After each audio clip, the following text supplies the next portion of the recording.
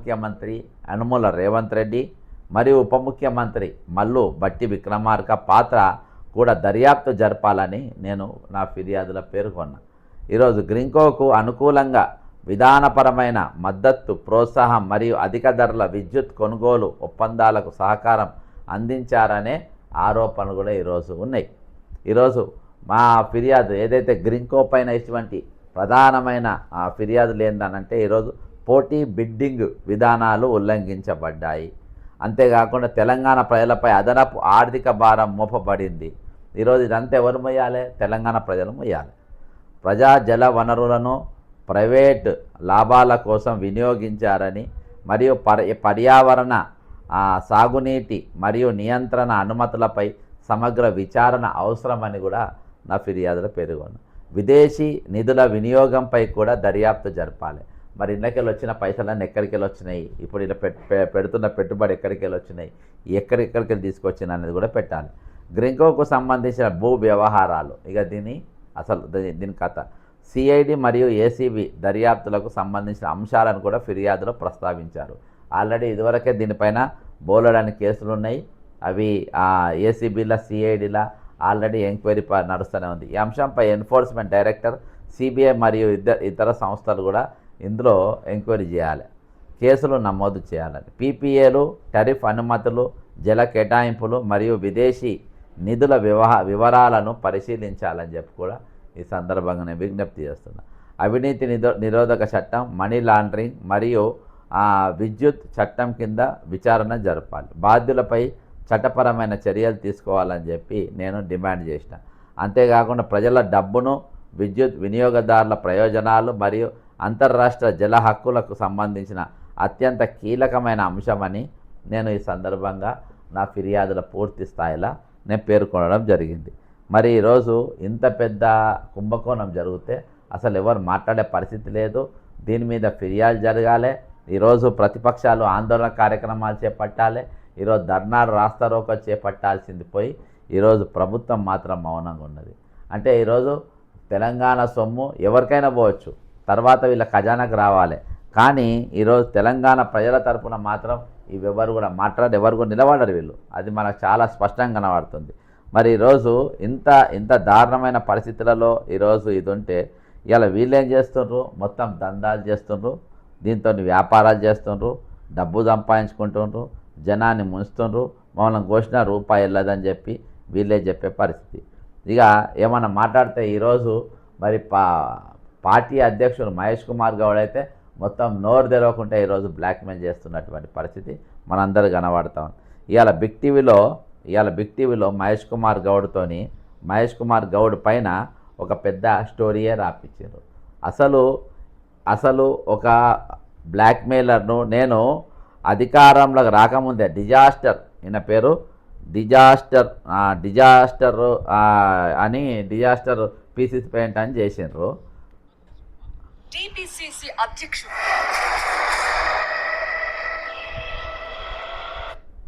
ప్రజలు మంత్రులను కలిసే అవకాశం ఉంటుంది అని మాటిచ్చారు. 2025 మార్చి వచ్చేసరికి సీన్ మొత్తం మారిపోయింది. గాంధీ భవన్ లో మంత్రులతో ముఖాముఖి కార్యక్రమాన్ని ఆపేశారు. దీనికి చెప్పిన కారణం ఏంటో తెలుసా? మంత్రులు చాలా బిజీగా ఉన్నారంట. 2025 జూన్ లో మళ్ళీ రీలాంచ్ చేశారు. మన చీఫ్ ఎడిటర్ అశోక్ జాయిన్ అవుతున్నారు, అలాగే అసోసియేట్ ఇన్పుట్ ఎడిటర్ గణేష్ కూడా మనతో జాయిన్ అవుతున్నారు. ఎస్ అశోక్, పొద్దుటి నుంచి మనం నడిపిస్తున్నాము. సో పొద్దుటి నుంచి ఉదయం నుంచి నడిపిస్తున్నటువంటి కాంగ్రెస్ కార్యకర్తల బాధే మనం చూపిస్తున్నాం. సో మొత్తం అవన్నీ ఫెయిల్యూర్స్ చూస్తుంటే ఏమనిపిస్తుంది? కాంగ్రెస్ క్యాడర్ కి ఎటువంటి ఒక పరిష్కారాలు కావాల్సిన అవసరం ఉంది. మనం చెప్పుకున్నది కేవలం పర్సనల్ ఇంట్రెస్ట్ లేకపోతే మహేష్ కుమార్ అరే బడివే పర్సనల్ ఇంట్రెస్ట్ కాకుంటే ఇది పార్టీ ఇంట్రెస్టా? ఇది జర్నలిజం. అయితే పొద్దుగాలకెళ్ళి ఒక అధ్యక్షుడిని టార్గెట్ చేసి, ఒక పీసీసీ అధ్యక్షుని, కాంగ్రెస్ పార్టీ నాయకుడిని టార్గెట్ చేసి ఈరోజు మీరు ఒక స్టోరీయే నడుపుతున్నారు. పొద్దుగాలకెళ్ళి ఇదే పని మీద ఉన్నారు. ఒక పర్సనల్ ఇంట్రెస్ట్ లేదంటారు. ఈరోజు ఇంత పెద్ద కుంభకోణం రేవంత్ రెడ్డి చేస్తే మరి బిగ్ టీవీ ఏం బొచ్చు బిక్తుందా? ఈరోజు ఇంత పెద్ద కుంభకోణం నేను చూపించిన ఛానల్లా చేస్తూ ఉంటే మరి బిగ్ టీవీ ఎందుకు పెడతారు? ఏం ఏం ఏం చేస్తుంది బిగ్ టీవీ? ఈ ఛానళ్ళు మొత్తం ఈరోజు బ్రోకర్ ఛానళ్ళు తయారైపోయినాయి. బ్రోకర్ ఛానళ్ళు తయారైపోయినాయి మనకు చాలా స్పష్టంగా కనబడుతుంది. ఈరోజు ఎన్ని కుంభకోణాలు జరిగినాయి?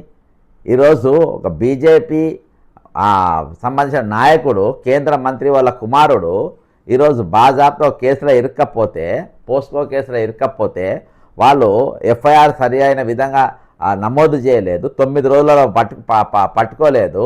అది ఈరోజు మహేష్ కుమార్ గౌడ్ చేసినటువంటి అసమర్థత.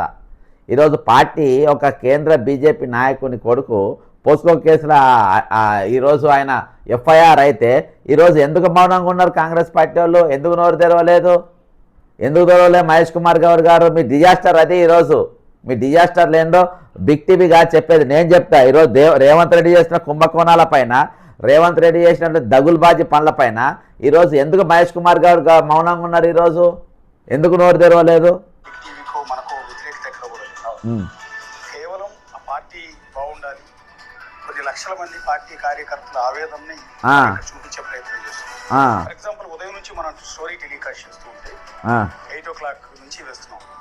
అనేక మంది కాల్స్ చేస్తున్నారు కాంగ్రెస్ పార్టీ కార్యకర్తలు. ఏందో రేవంత్ రెడ్డి గారు దగుల్బాజీ గారు అని చేస్తారు, ఇంకేం చేస్తారు? చేసిన వ్యక్తులు కూడా టీడీపీకి వెళ్ళి వచ్చిన వాళ్ళను మా దగ్గర కొన్ని ఇన్పుట్స్ ఉన్నాయి. ఏందో ఇవాళ టీడీపీకి వెళ్ళి వచ్చిన వాళ్ళకు, బీజేపీకి వెళ్ళి వచ్చిన వాళ్ళకు, వేరే పార్టీలకి వెళ్ళి వచ్చిన వాళ్ళకు పదవులు ఇస్తుండ్రు. కాంగ్రెస్ పార్టీ నిజంగా ఉన్న వాళ్ళకు పదవులు ఇస్తలేరు, వాళ్ళని రాణిస్తలేరు అని చెప్పేసి ఈరోజు ఆ విమర్శలు ఉన్నాయి రేవంత్ రెడ్డి పైన. అదేనా దాని మీద చర్చ పెట్టాలి. ఈరోజు బిగ్ టీవీ వాళ్ళు చర్చ దేని మీద పెట్టాలంటే దాని మీద పెట్టాల్సిన అవసరం ఉంది. ఇప్పుడు ఈరోజు దాని మీద పెట్టకుండా వీళ్ళు దేని మీద పెడుతుండ్రు? ఈరోజు దేని మీద మాట్లాడుతుండ్రు? ఈరోజు పబ్లిక్ ఇంట్రెస్ట్ లేనిది అంటే రేవంత్ రెడ్డి కుంభకోణాలేమో దాచిపెడతారంట.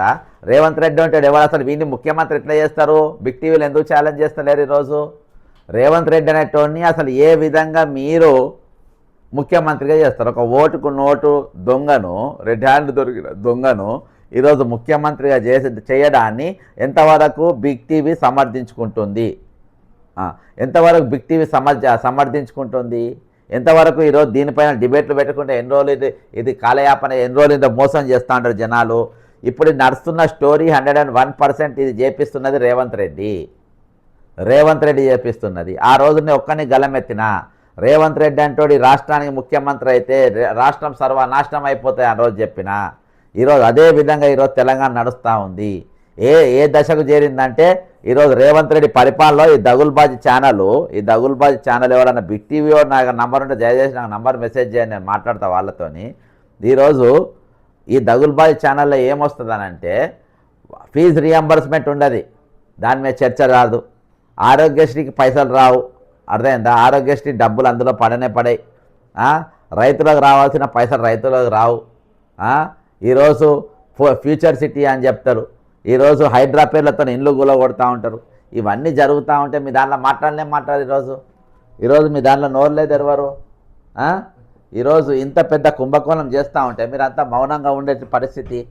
కాబట్టి ఈరోజు గ్రీన్కో పైన ఏదైతే ఈడీ కేసు నమోదు చేసిండ్రో, ఈడీ కేసు రిజిస్టర్ చేసిండ్రో 101% అది ఆమోదయోగ్యమైంది. దీనికి కాంగ్రెస్ పార్టీ కూడా పూర్తి స్థాయిలో ఈరోజు పనిచేయాలి. కాంగ్రెస్ పార్టీ పూర్తి స్థాయిలో ఈరోజు వీళ్ళపైన ఎంక్వైరీ జరగడానికి వాళ్ళు ఆదేశించాలి. ఈరోజు నిజంగా వాళ్ళకి కొంచెం చిత్తశుద్ధి ఉన్న ఈరోజు రేవంత్ రెడ్డి గారు పొద్దుగాలకెళ్ళి కాంగ్రెస్ పార్టీ పైన స్టోరీ నడిపిస్తూ ఉండు, పొద్దుగాలకెళ్ళి ఉదయంకెళ్ళి నడిపిస్తూ ఉండు.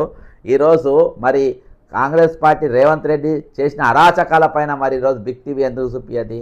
ఎన్నెన్ని అరాచకాలు చేయలే, ఎంతమంది ఇండ్లు కూలగొట్టే, ఎన్ని భూములు గుంజుకుంటలేరు ఫ్యూచర్ సిటీ పైన.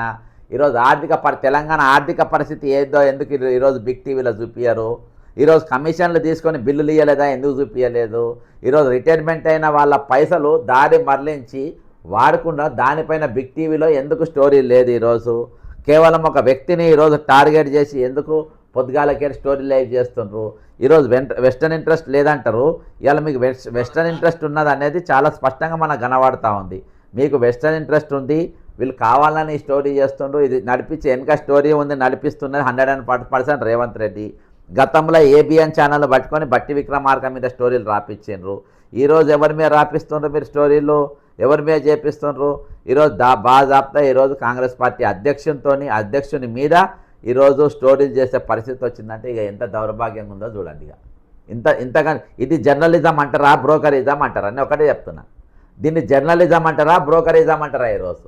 ఈరోజు ఏ విధంగా ఏ లెక్క ప్రకారం ఈరోజు గ్రీన్కో గురించి కరెంట్ కొంటారు, దాని మీద ఇన్ని జర్నలిజం, మీ బ్రోకర్ జర్నలిజం ఎందుకు రాస్తలేదు ఈరోజు ఎందుకు రాస్తలేదు? ఒక ముఖ్యమంత్రి పైన ఈడీల కేసు రిజిస్టర్ అయితే అన్ని ఛానల్లో ఎంత పెద్ద బ్రేకింగ్ స్టోరీ ఉండాలి, ఈరోజు ఎంత పెద్ద కథ ఉండాలి, ఎంత పెద్ద స్టోరీ ఉండాలి, దానిపైన ఈరోజు ఎందుకు మాట్లాడతలేరు? ఇప్పుడు మన దగ్గరికి అడ్వకేట్ అశోక్ గారు వచ్చిండ్రు. గతంలో సారు చాలా కేసులు మాట్లాడిండ్రు, చాలా సబ్జెక్ట్స్ మాట్లాడిండ్రు. ఈరోజు దీనిపైన కొంచెం మనం డిబేట్ లెక్క చేసుకుందాము. అయితే ఇవాళ విషయం ఏంటంటే అసలు జరిగిన కుంభకోణం ఏంది, ఇవాళ పార్టీలు చేస్తున్నాయండి. ఇది నేను చేయాల్సిన పనా, ఆపోజిషన్ చేయాల్సిన పనా, బీఆర్ఎస్ చేయాల్సిన పనా, బీజేపీ చేయాల్సిన పనా? అసలు ఎవరు చేయాల్సిన పని? ఈరోజు ఎవరం చేస్తున్నాము, ఏది మాట్లాడుతుండ్రు? ఈరోజు అడ్వకేట్ అశోక్ గారు ఉన్నారు. సార్ నమస్కారం. సార్ ఇవాళనే ఒకటి మీరు మరి ఏ ఛానల్ని అయితే వస్తలేదు, మరి ఇవాళ ఒక తెలంగాణ ముఖ్యమంత్రి రేవంత్ రెడ్డి మరియు బట్టి విక్రమార్క గారు ఇద్దరి పైన కూడా ఈడీలో కేసు రిజిస్టర్ అయింది సార్. రిజిస్టర్ నంబర్ కూడా వచ్చింది. ఆ నంబర్ కూడా నేను ఇంత ముందు చెప్పిన.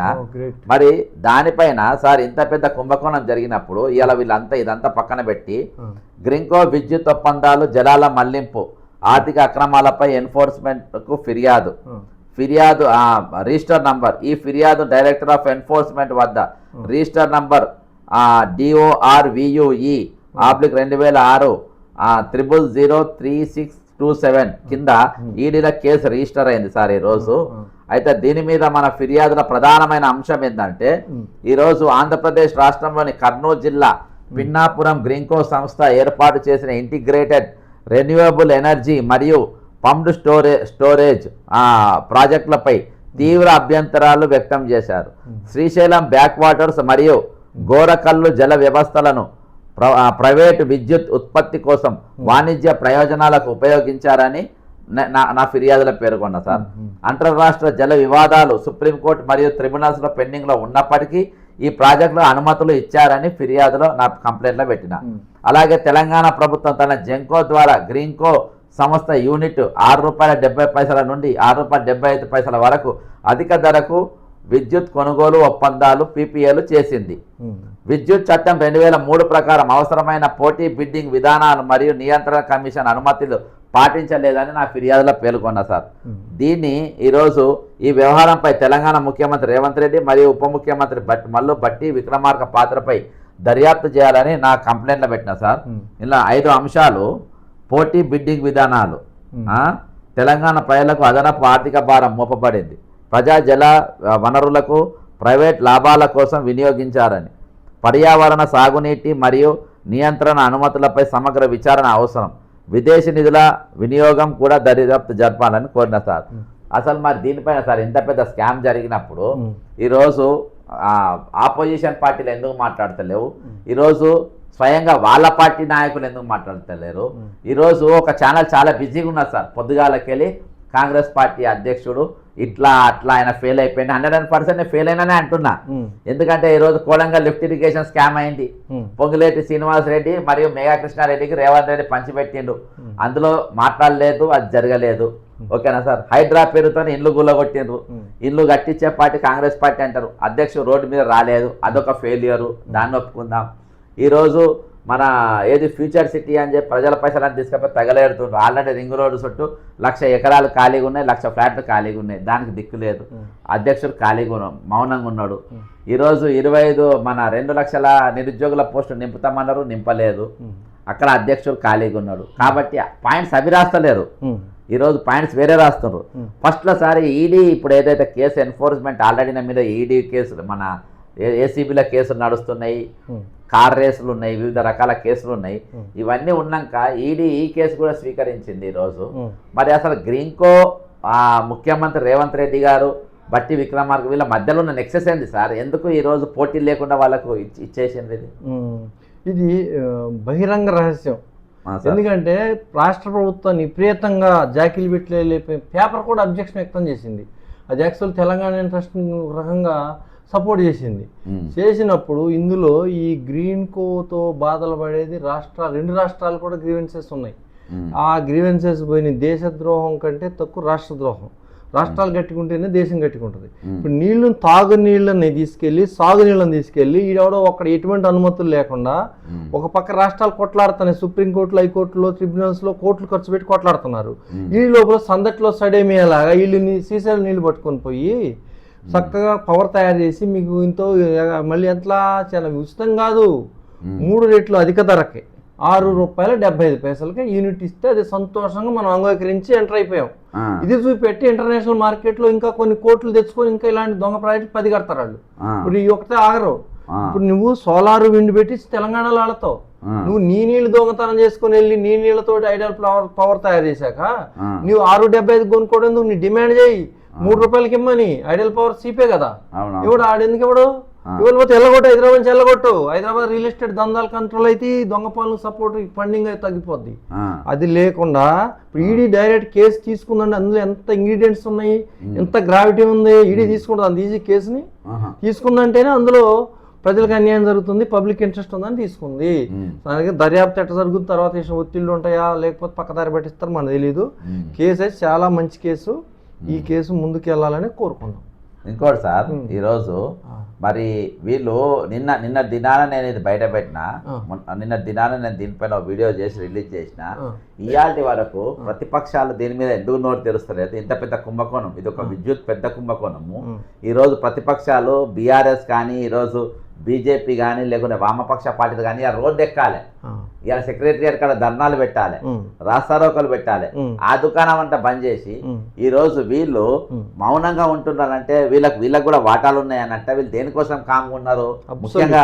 ముఖ్యంగా ఈరోజు బీఆర్ఎస్ ఎందుకు కామ్గా ఉన్నది?